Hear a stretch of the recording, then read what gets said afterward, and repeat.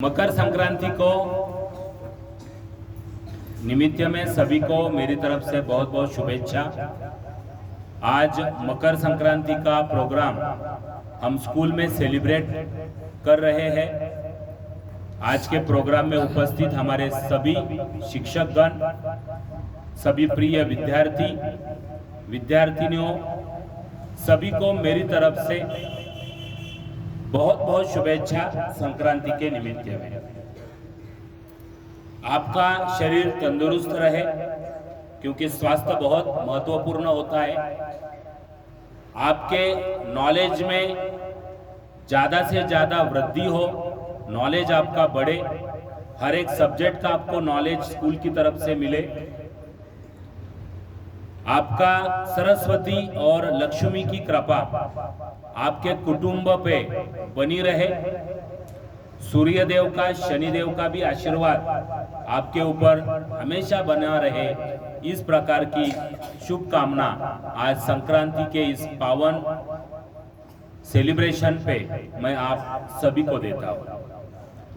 आज मकर संक्रांति है। हजारों साल से ये त्योहार हमारे देश में मनाया जाता है। मुख्यतः भारत देश में और नेपाल में, क्योंकि नेपाल में भी हिंदू संस्कृति, हिंदू समाज ज्यादा आपको देखने को मिलता है। और हमारे देश में और विदेश में जहां जहां हिंदू लोग या हिंदू संस्कृति के लोग हैं, ये सभी लोग, हिंदू संस्कृति का मतलब उसमें सभी जाति पाति धर्म के लोग आते हैं, जो हिंदुस्तान से बिलोंग करते हैं, जो हमारे देश के लोग हैं, वो सभी लोग अपने अपने जहां वो कार्य करते हैं, देश में विदेशों में सभी तरफ ये आज का त्योहार बड़े धूमधाम से सेलिब्रेट करते हैं। मकर संक्रांति महाराष्ट्र में हम उसे कहते हैं। मकर ये राशि है। हमारे पंचांग के अनुसार, पंचांग जो होता है ना, वह चंद्रमा के गति के अनुसार पंचांग वगैरह लिखा जाता है। तो पंचांग में जो मकर राशि है, आज के ही दिन सूर्य जो है वो मकर राशि में प्रवेश करते हैं। धनु राशि से मकर राशि में प्रवेश करते हैं। आपको मालूम है कि सूर्य, चंद्र, पृथ्वी अपने अपने गति के अनुसार वो फिरते रहते हैं।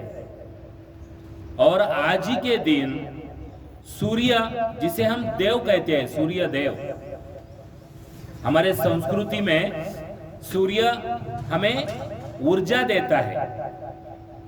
हम सब साइंस भी पढ़ते हैं। Sun is the biggest source of energy. तो सूर्य से हमें एनर्जी मिलती है, और वो भी फ्री में मिलती है, और सभी को मिलती है।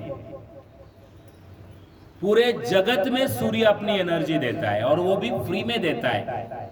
तो इसीलिए उसको हम क्या मानते हैं? गॉड मानते हैं। तो सूर्य देव जो है वो धनु राशि से आज ही के दिन मकर राशि में उनका प्रवेश होता है। इसीलिए मकर संक्रांति, संक्रमण। तो इसीलिए मकर संक्रांति, इसे हम महाराष्ट्र में कहते हैं। गुजरात के लोग उसे खिचड़ी कहते हैं। गुजरात के लोग उसे खिचड़ी कहते हैं। अब ये खिचड़ी क्यों? क्योंकि ये जो त्योहार है मकर संक्रांति का, ये ठंडी के सीजन में आपको देखने को मिलता है। और खिचड़ी जो है शरीर के लिए ऊर्जा देने का काम करती है। इसलिए गुजरात के लोग उसे खिचड़ी त्योहार कहते हैं।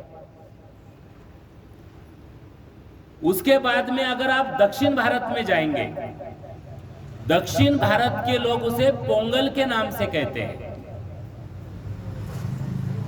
अगर आप उत्तर भारत में जाएंगे, उत्तर प्रदेश है, बिहार है, तो वहां के जो लोग हैं उसे उत्तरायण कहते हैं।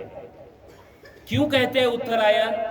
क्योंकि आज ही के दिन जो सूर्यदेव है या सूर्य जो है वो दक्षिणायन से उत्तरायण में जाते हैं, यानी दक्षिण दिशा से उत्तर दिशा में प्रवेश करते हैं। इसलिए उत्तर भारत में उसे उत्तरायण भी कहते हैं। पंजाब में उसे लोहड़ी कहते हैं। यानी हर एक प्रदेश में उसका नाम अलग है, क्योंकि आपको सभी को मालूम है कि हमारे भारत देश में प्रदेश के अनुसार भाषा बदलती है। महाराष्ट्र में मराठी, कर्नाटक में जाए तो कानड़ी, आंध्रा में जाएंगे तो तेलुगु, तमिलनाडु में जाएंगे तो तमिल भाषा। तो भाषा हमारे राज्य में बदलती है, इसीलिए भाषा के अनुसार मकर संक्रांति का नाम में बदल है, लेकिन महत्व वही है जो हमारे महाराष्ट्र में भी सेम महत्व जो है वो सभी राज्यों में भी सेम महत्व मकर संक्रांति के दिन है। मकर संक्रांति का आध्यात्मिक महत्व भी है। आज का दिन पवित्र समझा जाता है, क्योंकि सूर्यदेव स्वतः अपने पुत्र शनिदेव के घर में प्रवेश करते हैं। सूर्यदेव इनके पुत्र है शनिदेव, और शनि जो है ये मकर राशि के स्वामी हैं। तो सूर्यदेव 1 महीना यहां पे निवास करते हैं। जैसे कि हर पुत्र के ऊपर अपने पिता का आशीर्वाद होता है। पुत्र कहीं गलती करता है तो उसे ठीक करने का काम उसके पिताश्री करते हैं। तो शनिदेव भी थोड़ा सा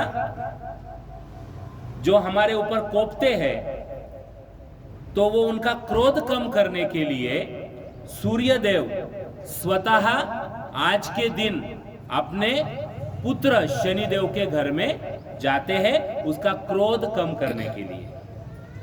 हम कहते हैं ना, शनि का जो कोप होता है वो असाधारण होता है। शनि के कोप से बचने के लिए हम हनुमान की प्रार्थना करते हैं, सूर्यदेव की प्रार्थना करते हैं।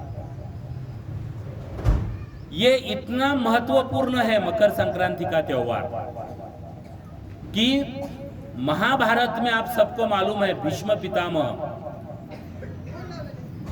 जिनको अमर होने का वरदान मिला था, या उनको जो जब वो चाहे वो अपना देह त्याग करने का उनको वरदान मिला था।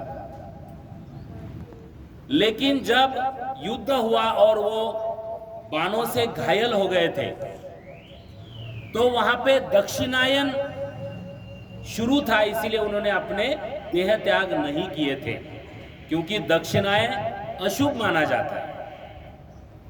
इसीलिए जब आज उत्तरायण शुरू हुआ मकर संक्रांति के दिन, तब उन्होंने अपना देह त्याग दिया था। इसीलिए उत्तरायण ये विशेष महत्वपूर्ण है, एक पवित्र आज का दिन समझा जाता है। उत्तरायण के बारे में भी मैंने आपको बताया। सूर्यदेव दक्षिण से कहां जाते हैं? आज के दिन उत्तर में जाते हैं। धनु राशि से कहां प्रवेश करते हैं? मकर राशि में प्रवेश करते हैं। ठंडी के टाइम में आप देखिए, महाराष्ट्र में अभी हम तिलगुल आज देते हैं।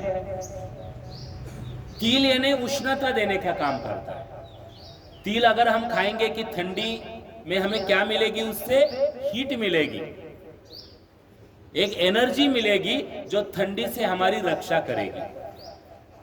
और गुड़ वगैरह जो होता है, आपको मालूम है, वो भी उष्णता देने का काम करता है। गुड़ भी हमें उष्णता देने का काम करता है, इसीलिए आज के दिन तिल गुड़ भी दिया जाता है।